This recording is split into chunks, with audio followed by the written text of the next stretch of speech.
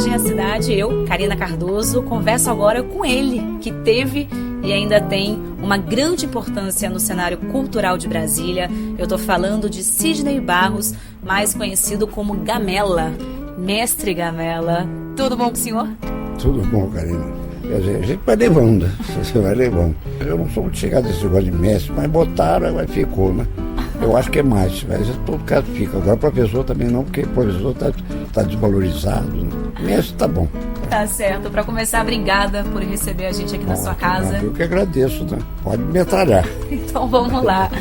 Para quem não sabe, Mestre Gamela começou a estudar violão aos 16 anos de idade, é um autodidata e foi responsável por ensinar música a grandes nomes da música brasileira hoje. Mestre, conta pra gente um pouco da sua história, como é que começou esse seu interesse pela música? Olha, eu acho que desde que eu nasci, né? Porque eu não saía da beirada do rádio, né? Minha mãe gostava muito do Vicente Celestino, eu já achava meio brega, então, mas eu gostava da minha mãe demais, era muito ligado nela, né? E até teve umas vezes que minha casa era grande lá em Barretos, ela ficava lá no fundo do quintal, que dava para fazer um campo de futebol no quintal. Eu ouvi o Nelson Gonçalves no rádio gritar: mãe, olha o Vicente! Ela vinha correndo e falava: o Sidney chegou, né? Porque eu estava em Rio Preto. Isso era depois, né? E ela chegava no rádio, era o Nelson Gonçalves. Falou: mas tá bom, pelo menos ele chegou, né? Eu enganava ela, né? E o Nelson Gonçalves eu acompanhei também, né? Então eu comecei a me interessar a partir de uns 6 anos, 7 anos. Eu já estava ouvindo muita coisa. Grandes orquestras americanas, né, na época. Que ele fala da época de ouro, e realmente foi. Porque não havia maldade, então eu comecei a formar um ambiente mental, mesmo da minha alma, né? Meio novo daquele jeito. E fui crescendo assim, né? E fui meio me separando um pouco do gosto do pessoal. Então, a exigência começou a ser maior. Até chegar uma hora que eu falei: bom, agora eu tenho que pegar. Foi quando eu conheci o violão do Luiz Bonfá, já aos 12 anos de idade. Eu já comecei a ouvir Bonfá. Nossa, aí eu comecei lá, que violão lindo, né? Tal, que coisa.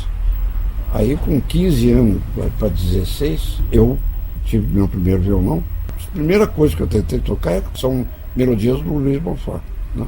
E aí eu fui, saiu o João Gilberto, eu fiquei doido e tal, eu juntei com as orquestras, minha cabeça estava assim, sabe?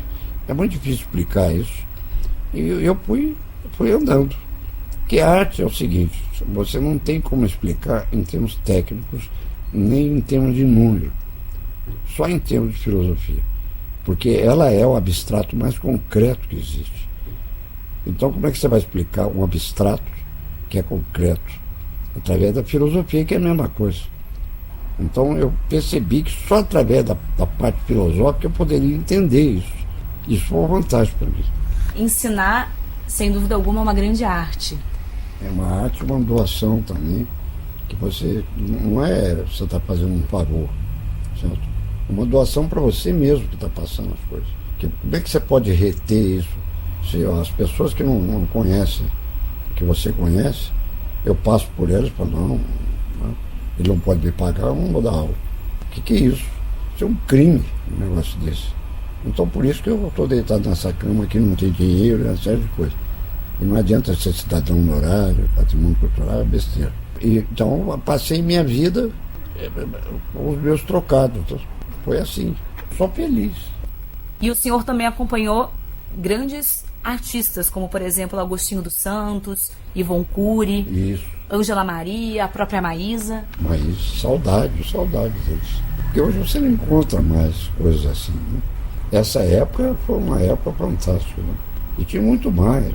Lá para trás tinha Dolores Duran, Nana Bittencourt, muita gente, né? E hoje a diferença é muito grande, né? Mas aqui em Brasília nós temos grandes cantores. E outros nomes, por exemplo, Nelson Faria, Rosa Passos, Genilde Castro, Lula Galvão, tiveram o prazer de ter o senhor como mestre. Nelson Faria, que está na Suécia, Genilde Castro, Márcio Paraco, Daniel Santiago, e é muita gente. Nem lembro mais. Às vezes eu não lembro. Tem mais gente aí. Tom Capone, que era um dos produtores brasileiros, Cássia Eller, A casa era fraquinha. Os bregas, né?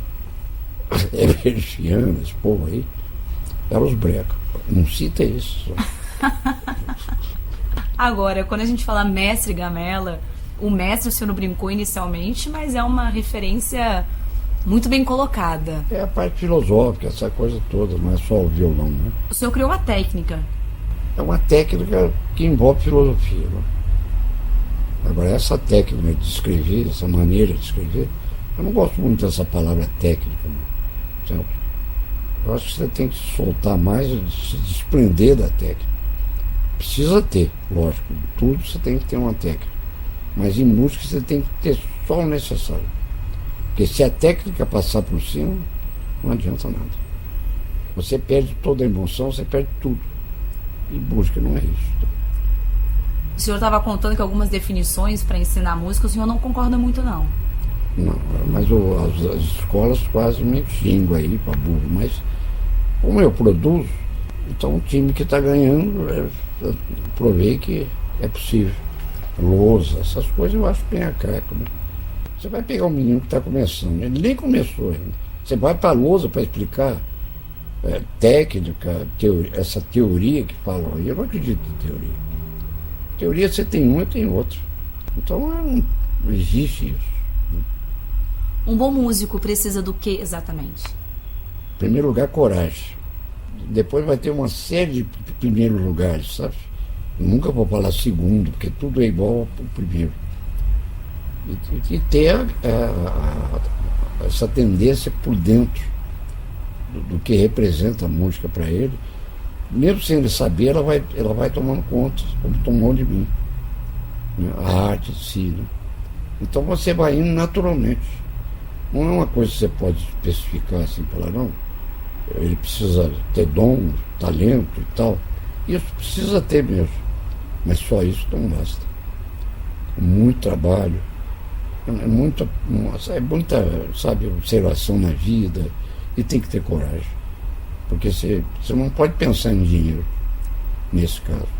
Isso aqui, a música que eu estou dizendo, eu não quero criticar, mas não é essa indústria que está aí. Isso aí não precisa estudar para fazer isso. Tá? Então, a música mesmo. Por isso que o Beethoven não tem dinheiro, o outro não tinha, vai para aí fora. Uso do time, do primeiro time. Eu estou no segundo time, lá embaixo. Poliporta, Guedes, Robinho, é o segundo time.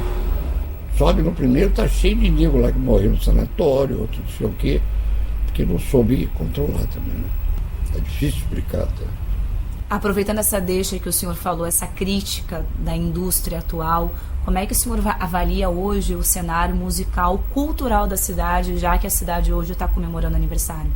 Não, eu acho que Brasília é um local que você não tem como explicar. Te obriga a pensar, a raciocinar, certo? Coisa que muita gente aí não gosta de raciocinar e tal, né? Então vira indústria musical. Quando eu cheguei aqui, eu falei, aqui é minha cidade. Essa vai ser minha cidade. E aqui eu vou ter que realmente, e tem espaço para isso. Lógico, né? Brasília é a maior cidade do mundo. Hoje eu considero Brasília, já há muito tempo atrás, os maiores centros culturais do mundo. Que ele não apareceu ainda, mas vai aparecer. Em todo sentido. Não é só em música, não. Em música nós estamos exportando, nós não estamos importando. Eu tenho um pouco de orgulho de poder participar dessas coisas, né? De ter ajudado um pouco disso. Né?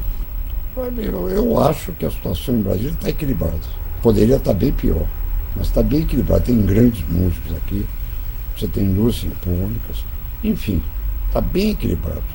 As escolas não são tão ruins e a filosofia é boa, porque a cidade te obriga a pensar. Uma Brasília foi feita para isso, para ser capital do mundo, pátria do Evangelho, como diz Humberto Campos. E está sendo, já está se preparando para isso. A gente espera. Pode ficar tranquilo. Eu estou tentando fazer a minha parte. Tá? Vocês precisam fazer a de vocês. E o senhor continua ensinando violão? Não tem jeito, é escravatura isso. Porque se eu paro, eles vão atrás, eu não posso ganhar na loteria, não posso morrer. Se eu ganhar na loteria, eles vão lá, ele para de dar aula. para de tocar, para de dar. O brasileiro é assim, né? Ganhar um dinheirinho e vai pescar.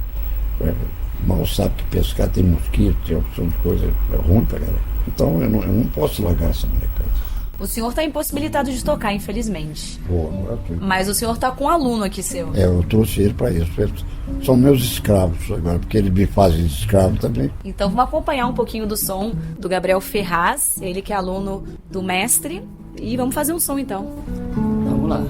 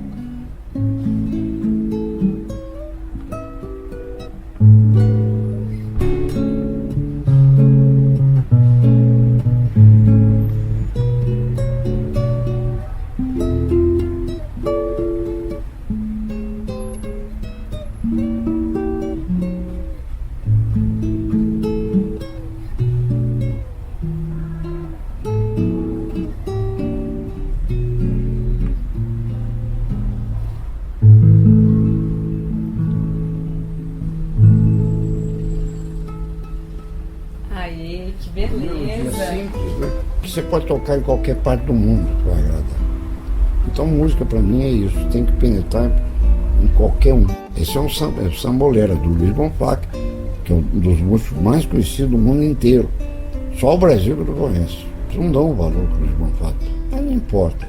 O senhor acompanhou e ensinou pessoas hoje que são grandes nomes da nossa música. Qual é o maior desafio de ensinar?